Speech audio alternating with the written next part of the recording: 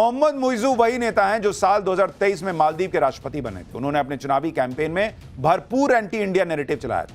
मोइजू चीन के इतने करीबी थे कि शपथ लेने के 24 घंटे के अंदर ही उन्होंने मालदीव से भारतीय सेना के जवानों को हटाने तक के लिए कह दिया था। मोइजू ने मालदीव के पुराने राष्ट्रपतियों की तरह अपनी पहली विदेश यात्रा के लिए भारत नहीं तुर्की को चुना था। लेकिन आप देखिए कि आज की डेट में पीएम मोदी मालदीव को लाइन पर लेकर आ गए। बॉस, चीन के करीबी माने जाने वाले मोइजू अब भारत से रिश्ते सुधार रहे हैं। मोदी के लिए एयरपोर्ट पे पहुंचे हुए हैं, खड़े हैं कि सर स्वागत है आपका। मोदी आज मालदीव गए, जिसके बाद उनके पिछले साल की कुछ तस्वीरें भी चर्चा में आ गई। पीएम मोदी जनवरी 2024 में लक्षद्वीप गए थे, ये तस्वीरें याद है ना। वहां पर उन्होंने कुछ पल बिताए, फोटो खिंचवाया। तभी मोदी विरोधी कह रहे थे कि इन तस्वीरों से क्या हो जाएगा। लेकिन मोदी की इस तस्वीर से बॉयकॉट मालदीव की मुहिम चल गई थी और पूरा मालदीव हिल गया था। यह है नरेंद्र मोदी का दम बॉस। एक फोटो खिंचाते हैं तो दूसरे देश में जो है ना, वहां राष्ट्रपति की फोटो हिलने लगती है दीवार पे, लगता है कि बदलना पड़ेगा। आप यह भी देखिए कि जब मालदीव और भारत के संबंध बिगड़े थे तो मालदीव के मंत्रियों ने पीएम मोदी के खिलाफ आपत्तिजनक टिप्पणियां की थी। आज मोइजू की सरकार के वही मंत्री, वही मोइजू पीएम मोदी के स्वागत में लाइन लगा के खड़े हैं। ये लोग देखिए, ऐसे पलटा जाता है गेम। लेकिन नरेंद्र मोदी ने अपनी विदेश नीति से कैसे गेम पलटा, आज आपको यह भी समझना चाहिए। मालदीव भारत से भिड़ तो गया, लेकिन उस वक्त उसे उसका अंजाम पता नहीं था। नरेंद्र मोदी की विदेश नीति ने मालदीव को जल्दी ही एहसास दिला दिया कि मालदीव का काम भारत के बिना नहीं चलेगा। मालदीव को भारत के पास इसलिए भी लौटना पड़ा क्योंकि मालदीव पर आर्थिक संकट आ गया, और इस आर्थिक संकट में उसे सिर्फ एक ही देश पर भरोसा था, और वो था भारत। मालदीव की हालत बीच में इतनी खराब हो गई थी कि सितंबर 2024 में उसके पास विदेशी मुद्रा भंडार इतना कम हो गया था जिससे वो सिर्फ 1.5 महीने का आयात कर सकता था। ऐसे मुश्किल दौर में भारत ने मालदीव को 6,487 करोड़ रुपए की करेंसी स्वैप की सुविधा दी। इसके अलावा मालदीव में भारत अरबों रुपए के प्रोजेक्ट चला रहा है। यह प्रोजेक्ट मालदीव के बुनियादी ढांचे को बढ़ाने के लिए इंपॉर्टेंट है। भारत सड़कें, ब्रिज, बिल्डिंग, हवाई अड्डे ये सब बनाने में मालदीव की मदद कर रहा है। भारत मालदीव के सबसे बड़े व्यापारिक साझेदारों में से एक है। इसके अलावा मालदीव की अर्थव्यवस्था में पर्यटन की हिस्सेदारी 28% है। भारत से दुश्मनी मोल लेकर मालदीव ने सीधे सीधे इस 28% हिस्सेदारी को खतरे में डाल दिया था। लेकिन मालदीव को जल्दी ही समझ में आ गया कि भारत से के साथ रहने में ही उसका फायदा है, क्योंकि चीन भारत की तरफ भरोसेमंद दोस्त नहीं है। बॉस, यह मालदीव को समझ में आ गया। मालदीव को अपने विकास के लिए बहुत सारा कर्जा चाहिए था। मोहम्मद मोइजू को यही लगा था कि वो चीन से जाकर कर्जा ले लेगा, अपना काम चला लेगा। लेकिन मालदीव ने चीन से 11,850 करोड़ का कर्जा लिया। यह कर्ज उसकी जीडीपी का एक बड़ा हिस्सा है। यह कर्ज चीन ने उसे बेल्ट एंड रोड इनिशिएटिव के तहत दिया है, जिससे मालदीव अपने इंफ्रास्ट्रक्चर से जुड़े प्रोजेक्ट पूरे करेगा। लेकिन मालदीव चीन के कर्ज के जाल में फंस गया। चीन के कर्ज की ज्यादा ब्याज दरें और कठोर शर्तें मालदीव को कर्ज के जाल में फंसाती चली गई, जबकि भारत की आर्थिक सहायता मालदीव की अर्थव्यवस्था के लिए ज्यादा बेहतर है। यही वजह है कि मोइजू ने चीन से मुंह मोड़कर भारत से हाथ मिलाना बेहतर समझा। उसको समझ में आ गया कि चीन दोस्ती नहीं करता है। चीन हाथ पकड़ के जो है ना, वो धीरे धीरे जो है वो कब्जाने पर आने लगता है। भारत दोस्ती निभाता है, मोदी दोस्ती निभाते हैं। उसको समझ में आ गया तो उसने पोस्टर छपवा दिए, रेड कारपेट बिछा दिया, बोला आइए मोदी जी, भारत और हम, यही तो हम दोस्त हैं। जब मालदीव ने भारत से दुश्मनी छोड़कर दोस्ती का हाथ मिलाया तो अब भारत भी दिल खोलकर मालदीव की मदद कर रहा है। पीएम मोदी ने अपने दौरे पर मालदीव को 4,850 करोड़ का कर्ज देने का ऐलान किया। भारत और मालदीव के बीच व्यापार, रक्षा और इंफ्रास्ट्रक्चर के क्षेत्र में सहयोग बढ़ाने पर बात हुई। यूके की तरह भारत मालदीव के साथ भी फ्री ट्रेड एग्रीमेंट करेगा। मालदीव की सुरक्षा को मजबूत करने में भारत सहयोग देगा। इसके अलावा लोकल करेंसी सेटलमेंट सिस्टम के जरिए मालदीव भारत के साथ लोकल करेंसी में व्यापार भी कर सकेगा। पीएम मोदी ने भी आज मालदीव दौरे पर राष्ट्रपति मोइजू के सामने यह मैसेज दिया कि भारत ही मालदीव का सबसे करीबी मित्र है और भारत ने ही हमेशा मुश्किल वक्त में उसकी सहायता की। यानी एक तरफ से पीएम मोदी ने राष्ट्रपति मोइजू को मैसेज दे दिया कि भारत के बिना मालदीव नहीं चल पाएगा। सुनिए एक बार पीएम मोदी। भारत मालदीव का सबसे करीबी पड़ोसी है। मालदीव भारत की नेबरहुड फर्स्ट पॉलिसी और महासागर विजन दोनों में एक अहम स्थान रखता है। भारत को मालदीव का सबसे भरोसेमंद मित्र होने पर भी गर्व है। आपदा हो या महामारी, भारत हमेशा फर्स्ट रिस्पॉन्डर बनकर साथ खड़ा रहा है। मालदीव दौरे पर पीएम मोदी ने मालदीव को भीष्म क्यूब्स भी गिफ्ट किए। भीष्म, जिसका पूरा नाम भारत हेल्थ इनिशिएटिव फॉर सहयोग, हित एंड मैत्री है। ये पोर्टेबल क्यूब्स हैं जो मेडिकल इमरजेंसी में काम आते हैं। इसमें सभी जरूरी मेडिकल उपकरण और दवाइयां शामिल होती हैं। जिस तरह मालदीव ने भारत के प्रति दोस्ती जताने में कंजूसी नहीं की, उसी तरह भारत ने भी मालदीव की मदद में कोई कमी नहीं छोड़ी। पीएम मोदी ने मालदीव के दौरे पर राष्ट्रपति मुइज़्ज़ू को 3300 हाउसिंग यूनिट्स की चाबी भी सौंपी। ये हाउसिंग यूनिट्स भारत की मदद से बने, यानी भारत मालदीव के लोगों को नया आशियाना भी दे रहा है, उनकी जबरदस्त मदद भी कर रहा है। इसके अलावा भारत ने मालदीव की सेना को 72 व्हीकल और अन्य उपकरण भी गिफ्ट किए हैं। आप ये भी देखिए कि 2 साल पहले तक भारत के खिलाफ चीन ने मालदीव में जो माहौल बनाने की कोशिश की थी, उस माहौल को कैसे पीएम मोदी ने धुआं कर दिया। आज मालदीव और भारत का सहयोग इतना बढ़ गया कि पीएम मोदी और राष्ट्रपति मुइज़्ज़ू ने मिलकर मालदीव के रक्षा भवन का उद्घाटन किया। यानी खुद मालदीव ने चीन को बड़ा मैसेज दे दिया कि वो अब भारत से अपनी रक्षा साझेदारी को भी मजबूत करेगा।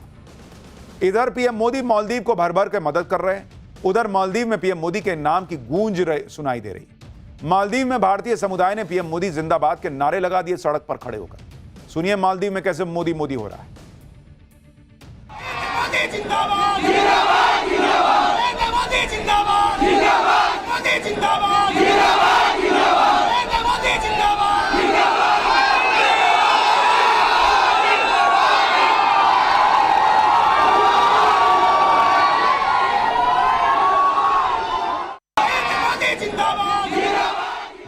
जैसे मोदी मोदी के नारे लग रहा है इंडिया की सड़क है, मालदीव में हो रहा भाई मोदी मोदी। आपके मन में यह भी सवाल आ रहा होगा कि मालदीव तो छोटा सा देश है, आखिर चीन या भारत जैसे बड़े से देश उसे इतनी अहमियत क्यों दे रहे भाई। दरअसल समुद्री सुरक्षा के लिहाज से मालदीव भारत के लिए बहुत इंपॉर्टेंट है। मालदीव हिंद महासागर में करीब 1200 द्वीपों वाला एक देश है। यह देश लक्षद्वीप से महज 700 किलोमीटर की दूरी पर है। मालदीव एक ऐसे महत्वपूर्ण जहाज मार्ग से सटा हुआ है जिससे होकर चीन, जापान और भारत जैसे कई देशों की ऊर्जा की आपूर्ति होती है। भारत का 90% से ज्यादा अंतर्राष्ट्रीय व्यापार हिंद महासागर से होता है। इसलिए हिंद महासागर में सुरक्षा व्यवस्था को कायम रखना भारत के लिए बहुत जरूरी है और उसके लिए मालदीव से यह दोस्ती भी इंपॉर्टेंट है। पीएम मोदी ऐसे वक्त में मालदीव गए हैं जब चीन, पाकिस्तान और बांग्लादेश मिलकर भारत को अलग थलग करने की साजिश कर रहे हैं। ऐसी कुछ खबरें चल रही कि पाकिस्तान ऐसा ट्राई कर रहा है कि ऐसा हो जाए। इसके लिए पाकिस्तान चीन से सटा जा रहा है और कह रहा है कि भारत के बिना सार्क जैसा कोई ग्रुप बना लेते हैं। लेकिन पीएम मोदी ने मालदीव पहुंचकर चीन और पाकिस्तान की कोशिशों को झटका दिया, क्योंकि सार्क देशों में मालदीव भी शामिल है, जो अब भारत के पाले में आ चुका है।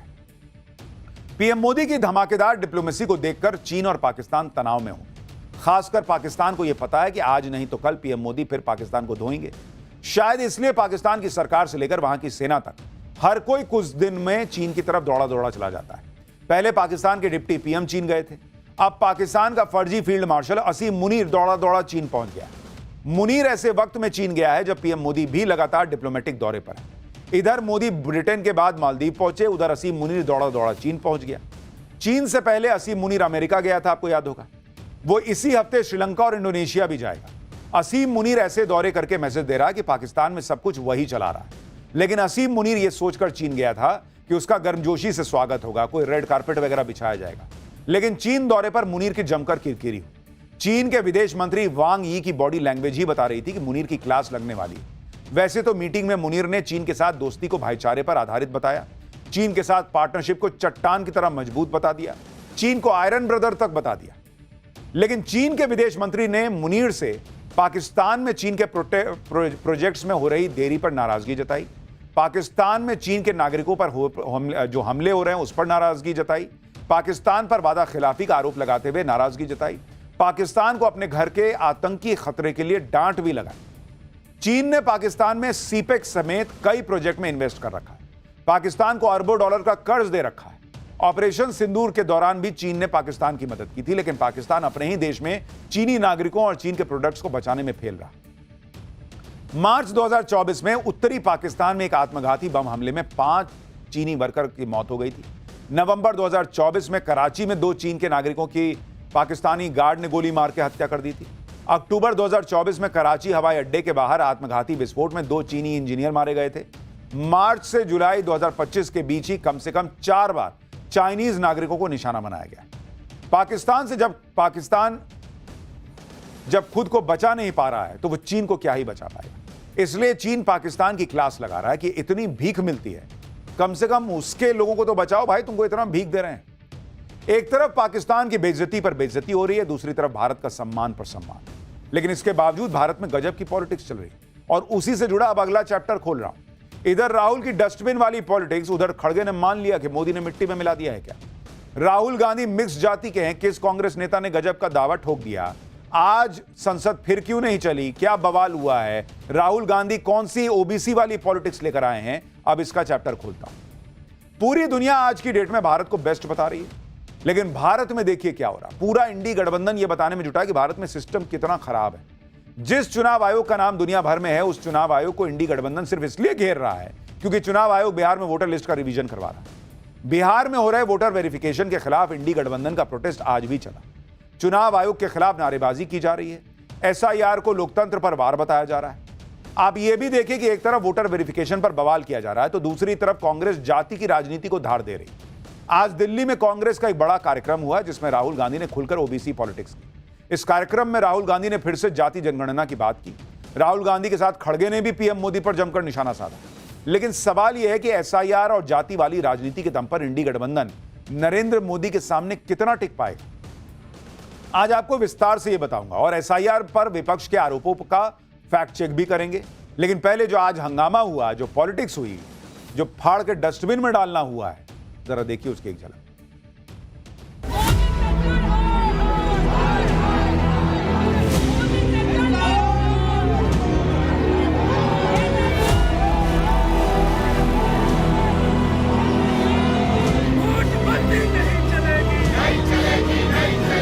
आज यहाँ शपथ लेते हैं, वैसे ही लड़ेंगे जैसे हमारे पुरखों लड़े।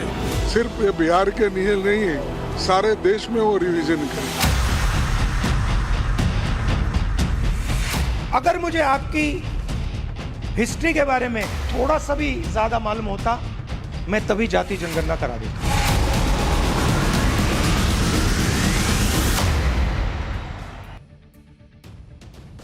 आज संसद के मॉनसून सत्र का 5वां दिन था, लेकिन आज भी इंडी गठबंधन ने बिहार के वोटर वेरिफिकेशन के मुद्दे पर यानी एसआईआर का जोरदार विरोध किया। संसद फिर नहीं चल पाई। इंडी गठबंधन के नेताओं ने संसद भवन परिसर में गांधी जी की प्रतिमा के पास जमकर नारेबाजी की। सभी के हाथों में एसआईआर का पोस्टर था और एक बैनर जिस पर लिखा था एसआईआर लोकतंत्र पर वार है। राहुल गांधी, मल्लिकार्जुन खड़गे, प्रियंका वाड्रा, रामगोपाल यादव, मनोज झा, डिंपल यादव जैसे कई नेताओं ने इस प्रोटेस्ट मार्च में हिस्सा लिया। इसके बाद सारे नेताओं ने एसआईआर वाले पोस्टर को फाड़-फाड़ के डस्टबिन में डालना शुरू कर दिया। मतलब यह दिखाने की कोशिश कर रहे थे कि एसआईआर को कूड़ेदान में फेंक देना चाहिए। राहुल गांधी, प्रियंका वाड्रा और मल्लिकार्जुन खड़गे सभी ने एसआईआर वाले पोस्टर को डस्टबिन में डाला। मल्लिकार्जुन खड़गे ने तो एसआईआर के पोस्टर को फाड़ के डस्टबिन में डाला, यानी पूरा ड्रामा क्रिएट किया गया और यह जताने की कोशिश की गई कि एसआईआर के जरिए चुनाव आयोग कितना बड़ा, मान लीजिए कि इनकी नजर में अपराध कर रहा है। सुनिए एक बार इंडी गठबंधन के नेताओं। हमारे चुनाव आयोग को ये सोचना होगा कि उसका आदर्श बांग्लादेश का चुनाव आयोग नहीं होना चाहिए। इलेक्शन कमीशन मनमानी कर रहा है क्योंकि सरकार के कहने पे चल रहा है और जो फ्री एंड फेयर इलेक्शन का जो पूरे देश में जो मामला है, कहीं ना कहीं जो डेमोक्रेटिक सेटअप है देश को, उसको ठेस पहुंचाने का काम ये सरकार कर रही है। वेरी अनफेयर और ये कम्प्लीटली अपने आप को बेनिफिट करने के लिए बीजेपी कर रही है। इससे पहले आपने महाराष्ट्र में एक प्रयोग किया और लूट की सरकार बना ली, अब बिहार में वही प्रयोग करना चाहते हैं। विपक्ष एकजुट है, हम लूटने नहीं देंगे। इंडी गठबंधन बिहार में हो रहे एसआईआर का विरोध किए जा रहा है और चुनाव आयोग पर हमले कर रहा है, चुनाव आयोग पर मनमाने आरोप लगा रहा है।